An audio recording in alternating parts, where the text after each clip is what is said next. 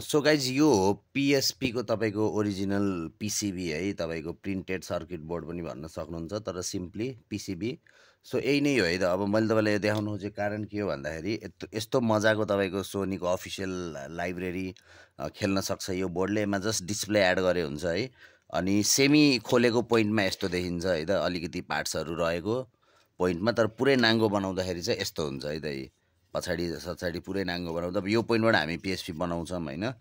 अनि जस्तै पिएसपीको ऱ्याम तपाईँको थोरै छ है, तर यसको तपाईँको 1 GB छ ऱ्याम। यो RG35XXH भन्ने थर्ड पार्टी एन्बर्नीको कन्सोल हो, तर यसले अझै पनि स्ट्रगल गर्छ क्या पिएसपीको तपाईँको उसलाई कम्पेयर गर्दा। सायद 64 MB मात्र छ पिएसपीमा ऱ्याम, तर पनि पिएसपी 64 MB भए पनि यसको प्रोसेसर नै यसरी तपाईँको यहाँ मिलाएको छ कि यसरी यसलाई टेलर्ड गरिएको छ कि गेमहरू स्मुथली खेल्छ है त। सो यसले 1 GB भएर नि पिएसपी गेम स्मुथ खेल्न